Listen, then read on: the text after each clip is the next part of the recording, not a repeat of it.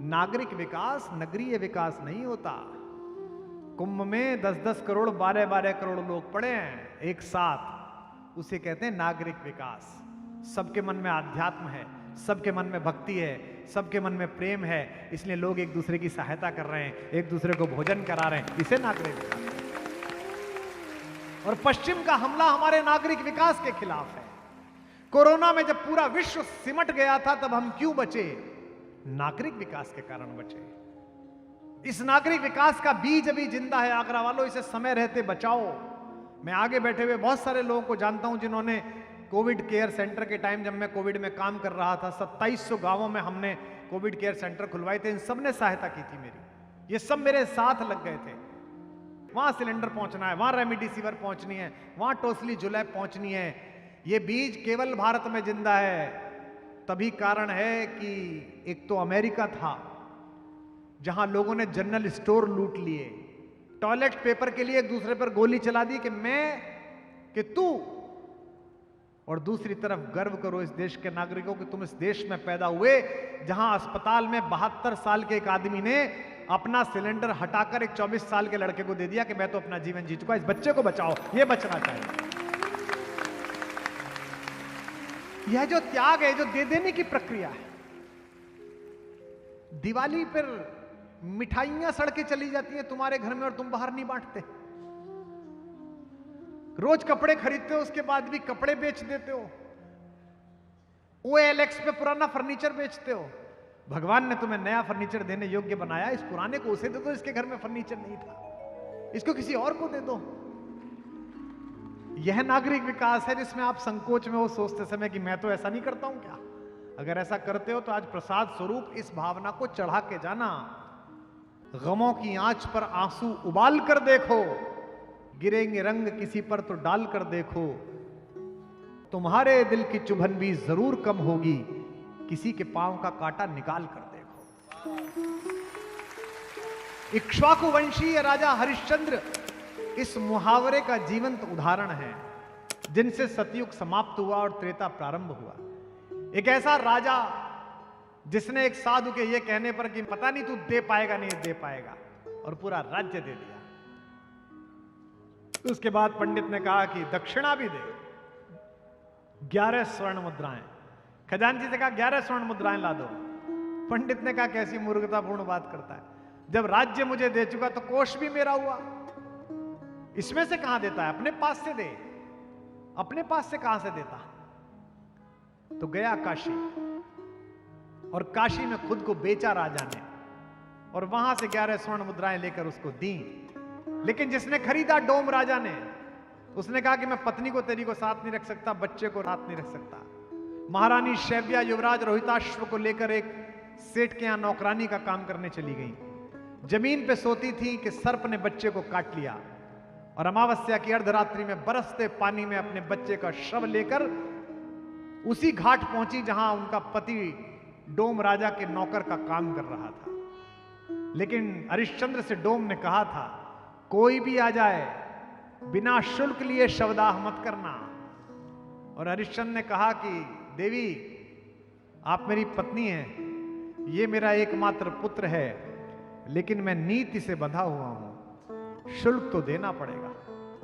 ये कहना आसान है, लेकिन आप जरा सोच के देखना उस दृश्य को कि एक राजा जो नौकर बन गया है वो अपने बेटे का शव देख रहा है, लेकिन उस समय भी उसके मन में संविधान जिंदा है, कानून जिंदा है, उसके मन में नीति जिंदा है, सत्य जिंदा है कि नहीं अगर वचन दिया है तो।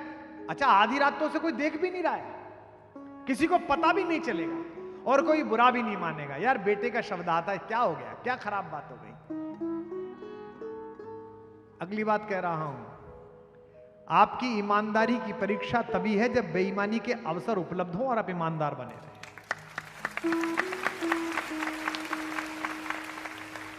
और ये मैं कह रहा हूं, अन्यथा जानता हूं कि कट्टर ईमानदार बने रहने वाले लोग भी जब अवसर उपलब्ध हुआ तो कट्टर बेईमान से दो है। और मैंने अपने सामने देखे परिवर्तित होते हुए, अपने सामने दृश्य परिवर्तन होते हुए देखा कि कैसे ऐसे कैसे कर सकते हैं, लेकिन हुआ। अवसर सामने और उसके बाद आदमी ना करे तो ईमानदार है। हरिश्चंद्र के सामने अवसर था कि वे ईमानदार भी बने रहते और केवल उनकी पत्नी जान पाती जिसने टैक्स की चोरी की। वो कहती भी नहीं मेरा पति टैक्स चोर है, लेकिन सत्य पर उन्होंने मोहर लगाई। इसीलिए वे राम के पूर्वज हैं, इसीलिए वे आज आदृत हैं। अंधेरे में भी ईश्वर देखता है, उजाले में भी ईश्वर देखता है। हमसे लोग कहते हैं, तब भी कहते थे, इतना सच क्यों बोलते हो? देखो विज्ञान के विद्यार्थियों, शब्द ऊर्जा है। मैंने बोला तो मेरे गले से एनर्जी निकली, इस माइक में गई, इको हुई। हमें विज्ञान में पढ़ाया गुरुदेव ने, E = mc²। ऊर्जा न नष्ट की जा सकती है, न पैदा की जा सकती है, वो केवल रूपांतरित की जा सकती है। आने वाले 50 साल बाद नासा काम कर रहा है, दुनिया में जितनी आवाजें गूंज रही हैं सौर मंडल में, वो सब डिकोड होंगी। गीता कैसे सुनाई थी अर्जुन को श्री कृष्ण जी ने, वो डिकोड होगी। चलते समय राम जी ने क्या कहा था, डिकोड होगा।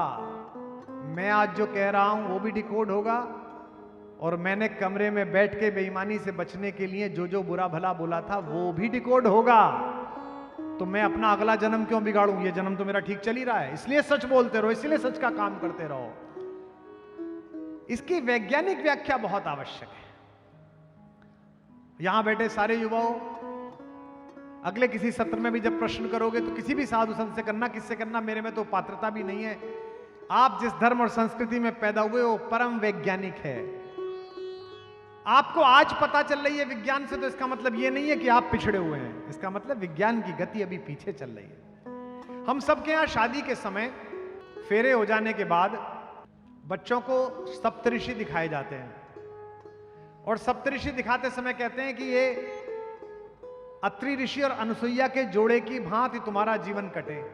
ये श्लोक आता है, आप सबने देखा होगा। सप्तऋषि में अत्रि ऋषि जो हैं उनके नीचे माता अनुसुईया हैं, जिन्होंने सीता जी को सतीत्व का ज्ञान दिया था।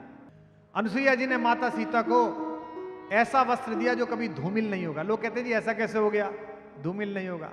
प्रतीक समझिए, चरित्र का वस्त्र दिया जो कभी धूमिल नहीं होता। ये इसका सिंबोलिज्म है, ये इसका प्रतीक शास्त्र है। वर वधु को दिखाया जाता है कि अनुसुईया और अत्रि की तरह रहना। यह हजारों वर्ष पहले हमारी विधि में लिखा गया, और अभी 50-60 साल पहले अमेरिका के वैज्ञानिकों ने यह ढूंढ के निकाला कि अत्रि और अनुसुईया दो ऐसे ग्रह हैं जो अपनी धुरी पर तो घूमते ही हैं, लेकिन एक दूसरे के चारों तरफ भी घूमते हैं। यानी कि वर वधु से कहा कि तुम अपना अपना काम तो करते रहना, लेकिन एक दूसरे से भी लगातार संपर्क में रहना। यह जो व्याख्या है, यह युगीन व्याख्या है, यह आवश्यक है, क्योंकि हमारा सारा शास्त्र दुर्व्याख्या के विष से पीड़ित है। दुर्व्याख्या, विषमूर्छिता। हमारा काम है कि हम उन्हें बता सकें कि हम एक ऐसे संस्कार में पैदा हुए जो परम वैज्ञानिक है। गर्मी आएगी, बरसात आएगी, घरों में कीड़े चले जाएंगे, बिच्छू घर बना लेगा, छिपकली कहीं घुस जाएगी, तो दिवाली से पहले पूरे घर की चूने से पुताई कर दो। चूना जो एंटी एलर्जिक है, चूना जो एंटीबायोटिक भी है, जो किसी भी प्रकार के बैक्टीरिया को दूर रखता है। अप्रैल में गर्मी प्रारंभ हो जाएगी, इसके बाद रात का रखा हुआ खाना खा नहीं सकते। पहले फ्रिज जैसी सुविधा तो थी नहीं कि 3 दिन पुराना खिला दो, पहले तो ऐसे ही था। तो इसलिए बसोड़े का व्रत आया, रात का खाना बना के रख लो, सुबह को खा लो, अब इसके बाद नहीं खाना है। तो यह जो व्याख्या है यह बहुत आवश्यक है। हम इसकी व्याख्या करते हैं तो लोग नाराज हो जाते हैं। अभी मैंने कह दिया कि अपने बच्चों को गीता रामायण पढ़ाओ, अन्यथा, तो एक पार्टी की राष्ट्रीय प्रवक्ता नाराज हो गई। उन्होंने कहा कुमार विश्वास ने मानस ठीक से नहीं पढ़ी है, ऐसी बात नहीं बोलनी चाहिए। मानस में तो लिखा है सब नर करई परस्पर प्रीति, चलई स्वधर्म निरत श्रुति नीति। तो मैंने कहा कि भाई आपने पढ़ी तो है लेकिन व्याख्या ठीक नहीं पढ़ी। लिखा हुआ है सब नर करई परस्पर प्रीति, एक दूसरे से प्रेम करते हैं लोग। इस शब्द को पकड़िए, परस्पर प्रीति को। यह संभव नहीं है कि मैं ही आपसे प्रेम करूं, आप मुझसे प्रेम ना करें। अगर मैं प्रेम दे रहा हूं तो आपको भी प्रेम देना पड़ेगा। एक व्यापारी ने, अनाज के व्यापारी ने राजा के सम्मुख मुकदमा किया कि साहब ये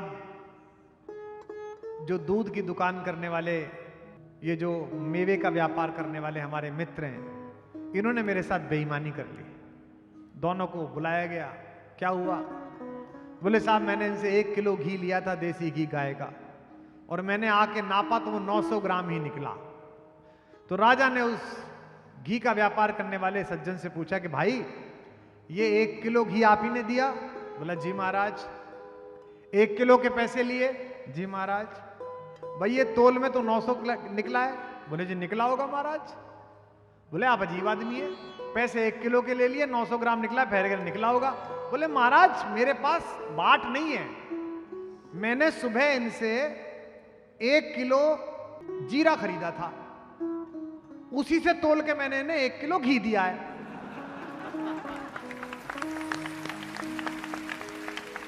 अब महाराज आप तय कर लो कि मैं बेईमान हूं कि ये बेईमान है। आपकी समस्या यह है कि आप मुझे 500 ग्राम जीरा देके मुझसे 1 किलो प्रेम का घी चाहते हैं। आप 1 किलो प्रेम का घी तभी पाएंगे जब मेरे प्रति परस्पर प्रीति आपकी वैसी होगी, मुझे समझने की प्रीति ऐसी होगी। मेरा एकमात्र उद्देश्य है, 36 साल पहले मैंने पहला कवि सम्मेलन पढ़ा, 2 सितंबर 1988 को हापुड़ में जैन समाज का, 100 रुपए पारिश्रमिक मिला और एक ही वरदान मांगा माता सरस्वती से कि मेरे स्वर में वो सम्मोहन दे, मेरी कविता में वह रस दे, मेरी बुद्धि को वह स्थिरता दे, मेरे शब्द विन्यास में वह चपलता दे कि मैं कवि सम्मेलनों से जाती हुई पूरी युवा पीढ़ी को वापस हिंदी की तरफ ला सकूं। मेहनत की और मेहनत सफल हुई। आज राघवेंद्र सरकार के सामने छोटे ठाकुर की इस गवाही में मैं केवल मथुरा की तरफ मुंह करके ये मांगता हूं कि दोनों ठाकुर मिलकर मुझे केवल इतनी शक्ति दें, इतनी आयु दें, इतनी चेतना दें कि मैं वाम पथ पर जाती हुई पूरी युवा पीढ़ी को राम पथ पर ला सकूं, तो जीवन सार्थक होगा।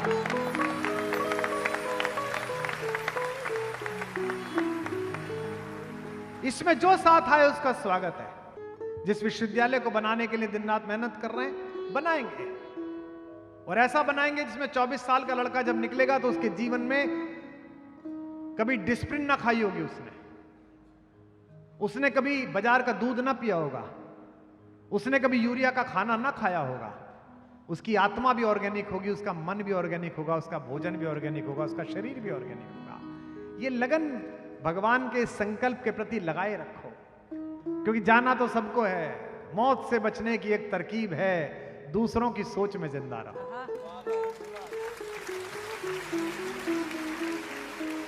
बड़े बड़े देखे हैं, शमशान ऐसे लोगों की राख से भरा हुआ है जिन्हें यह भ्रम था कि उनके बिना दिन नहीं निकलेगा। अंत में आपकी सुकीर्ति रह जाएगी, अंत में आपका कृत्य रह जाएगा, अंत में आपका काम रह जाएगा।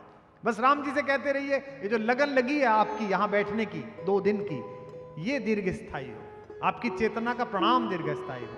हमारे यहां गाते ना, लाला जी से, आपके लाला जी से कहते ना, लाला जी मोरी लागी लगन मत तोड़ना, लाला जी मोरी लागी लगन मत तोड़ना, लाला जी मोरी लागी लगन मत तोड़ना, लाला जी मोरी लागी लगन मत तोड़ना, लागी लगन मत तोड़ना, हो राम लागी लगन मत तोड़ना, लाला जी मोरी लागी लगन मत तोड़ना, लाला जी मोरी लागी लगन मत तोड़ना, लाला जी मोरी,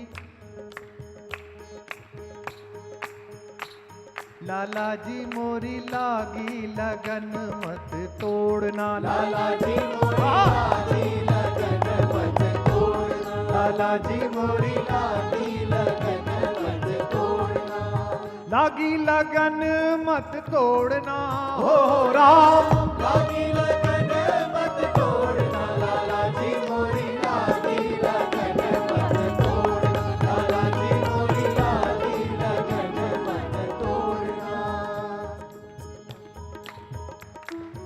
जल है गहरा नाव पुरानी, जल है गहरा नाव पुरानी, जल है गहरा नाव पुरानी, जल है गहरा नाव पुरानी, बीच भंवर मत छोड़ना हो राम, बीच भंवर मत छोड़ना लाला जी आहा। मोरी लागी लगन मत तोड़ना, लाला जी मोरी लागी लगन मत तोड़ना, लागी लगन मत तोड़ना हो राम, लागी लगन मत तोड़ना, लाला जी मोरी लागी लगन मत तोड़ना, लाला जी मोरी लागी लगन मत तोड़ना।